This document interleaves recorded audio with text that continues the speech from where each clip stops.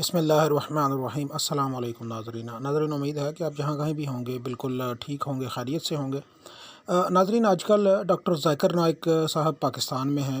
ہمارے ان سے بہت سارے اختلافات ہو سکتے ہیں، لیکن جو برائیاں ہمارے ملک پاکستان میں، ہمارے معاشرے میں موجود ہیں، اگر ان کو سدھارنے کے لیے وہ کوئی بات قرآن کے مطابق، حدیث کے مطابق کرتے ہیں تو وہ کم از کم ہمیں اون کرنی چاہیے، ہمیں اپریشیٹ کرنا چاہیے۔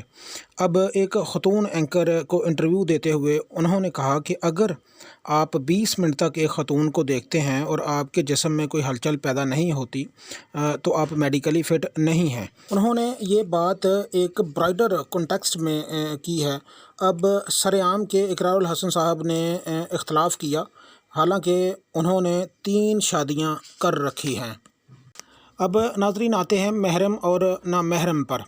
2 سے 3 لائنوں میں اگر ہم محرم اور نامحرم کی تعریف کریں کہ محرم وہ ہے جس سے آپ کا نکاح کبھی نہیں ہو سکتا، نہ کسی کے موجود ہونے کی صورت میں اور نہ کسی کے غیر موجود ہونے کی صورت میں، اور نامحرم وہ ہے جس سے آپ کا نکاح ہو سکتا ہے۔ یہ تو ہو گئی محرم اور نامحرم کی خصوصیت یا تعریف۔ بات یہی پر ختم نہیں ہوتی، بات آگے بڑھتی ہے، اور اگلی بات یہ ہے کہ ایک عورت کے محرم ہوتے ہیں سگا باپ، اس کا سگا بھائی، عورت کا اپنا بیٹا، سگے بھائی کا بیٹا اور سگی بہن کا بیٹا۔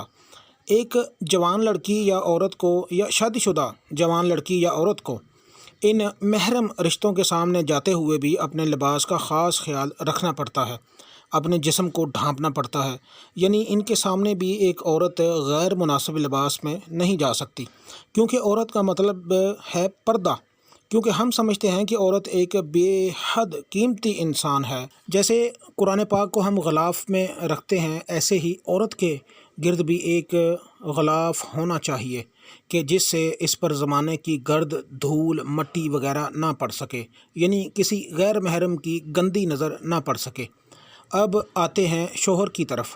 میاں، خامد، ہسبینڈ، یہ شوہر اور بیوی ایسے محرم ہیں اور ایسی مخلوق ہیں کہ ان کے بارے میں ارشاد ہوتا ہے کہ یہ دونوں آپس میں ایک دوسرے کے لباس ہیں، اور لباس کا مطلب ہوتا ہے ڈھانپنا، چھپانا۔ اس لیے میں نے اوپر محرم کا ذکر کرتے ہوئے شوہر کو درمیان میں نہیں ڈالا، کیونکہ شوہر اس کائنات میں اکیلا محرم ہے جو بیوی کا لباس ہے، اور بیوی اکیلی محرم ہے جو اپنے شوہر کا لباس ہے۔ اب ڈاکٹر ذاکر نائک صاحب نے ذکر کیا کہ معاشرہ ننگ دھڑنگ ہو گیا ہے، لباس محدود ہو گیا ہے، فلمیں، ڈرامے اور یہ اب سوشل میڈیا، ٹک ٹاک وغیرہ، ان ساری چیزوں میں ایک عورت، لڑکی، خاتون صرف اپنے جسم کی نمائش کر کے ہی پیسہ کما رہی ہے۔ اب اسلامی نقطہ نظر بیان کرتے ہوئے ڈاکٹر ذاکر نائک نے کہا 5 یا 6 پوائنٹ ہیں کہ ایک مسلمان عورت کو پردے کے حوالے سے ضرور ان پر غور کرنا چاہیے، یعنی کہ لباس کے حوالے سے۔ پہلا یہ ہے کہ پورا جسم ڈھکا ہونا چاہیے، غیر مناسب لباس نہ ہو، کسی غیر مذہب کی طرح کا لباس نہ ہو، لباس شوخ نہ ہو، ٹائٹ لباس نہ ہو کہ عورت کے خد و خال ظاہر ہو رہے ہوں۔ اور ظاہر ناظرین، ان ساری چیزوں کو کور کرنے کے لیے ایک عبایا اور دوسرا ہے ایک چادر، اور اتنی موٹی چادر ہونی چاہیے کہ چادر کے دوسری طرف نظر نہ آ سکے۔ اب اصل میں ڈاکٹر ذاکر نائک کے کہنے کا مطلب بھی یہی ہے، جس کو اقرار الحسن صاحب نے اپنے لیے مارجن پیدا کرتے ہوئے اعتراض کیا ہے کہ نیوز اینکر تو دوپٹہ لے کر بیٹھی ہوتی ہے وغیرہ وغیرہ۔ آتے ہیں دوپٹے پر۔ ہماری مائیں، بہنیں، بیٹیاں اگر عام حالات میں کہیں بازار وغیرہ جانا ہو تو برقع، عبایا استعمال کرتی ہیں، چند ایک کچھ دوپٹہ لیتی ہیں اور کچھ ننگے سر ہی نکل پڑتی ہیں۔ اگر کسی رشتہ دار کے گھر جانا ہو تو راستے میں برقع، رشتہ دار کے گھر پہنچے، برقع اتارا اور دوپٹہ لے لیا۔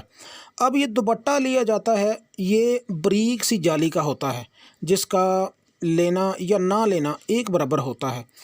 شادیوں میں بھی رزق بزق لباس، تنگ لباس، بریک دوپٹے جو سر پر بھی نہیں ہوتے، پھر غیر محرموں سے تصویریں بنوانا، ویڈیو بنوانا، دلہا دلہن کا مختلف پوز بنا کر ویڈیو شوٹ کروانا، ان ساری باتوں کا مقصد اپنے آپ کو ایکسپوز کرنا اور سب سے اہم نظر آنا ہوتا ہے، جو کہ ایک شیطانی اور بہرحال ایک دجالی کام ہے۔ یہاں ایک سوال ہے، کیا یہ مسلمانوں کی بہو، بیٹیاں، بہنیں، مائیں ہیں؟ یہ ایک سوالیہ نشان ہے، اور یہ سوالیہ نشان مرنے تک رہے گا۔ کیونکہ بہرحال ہم یہی سمجھ رہے ہوتے ہیں کہ ہم نمازی ہیں، روزے رکھتے ہیں، حج کرتے ہیں، عمرہ کرتے ہیں، تہجد گزار ہیں وغیرہ وغیرہ، لیکن ان سارے کاموں کے ساتھ ساتھ ہم اپنی تقریبات میں اپنی بہنوں، بیٹیوں، ماؤں کو، بیویوں کو نچوا رہے ہوتے ہیں، سب کے سامنے ویڈیو نامحرم بنا رہا ہوتا ہے، کزن آپس میں ہاتھ ملا رہے ہوتے ہیں اور بغل گیر ہو رہے ہوتے ہیں وغیرہ وغیرہ۔ کیا ہم اللہ کو اور اس کے رسول کو دھوکہ دے رہے ہیں یا خود کو دھوکہ دے رہے ہیں؟ جس کو زندگی میں اس چیز کی سمجھ نہیں آتی، مرنے کے بعد تو آ ہی جائے گی۔ اللہ پاک مجھے اور آپ کو توفیق دے کہ ہم اپنی سب سے قیمتی لوگوں کو زمانے کی گندی نظروں سے بچا سکیں، آمین ثم آمین۔ ایک اہم بات، اگر ہم اپنی بہنوں، بیٹیوں، ماؤں اور بیویوں کو زمانے کی گندی نظر سے نہیں بچاتے اور نہ ان کو تلقین کرتے ہیں تو ہم ان کے ساتھ صرف وقت گزار رہے ہیں، ان سے محبت بالکل نہیں کرتے، اور خدا محبت کو پسند کرتا ہے، کیونکہ اگر نماز، روزہ، حج، زکوٰۃ اسلام ہے تو معاشرے کو پاک اور پاکیزہ بنانا بھی اسلام ہے۔ حال ہی میں پنجاب کالج میں ایک واقعہ پیش آیا۔ ناظرین، یہ پنجاب کالج لبرل اور سیکولر لوگوں کا کالج ہے جہاں بے حیائی کو پروموٹ کیا جاتا ہے۔ میری یہ اپیل ہے کہ گارڈز نے یا جس کسی اہم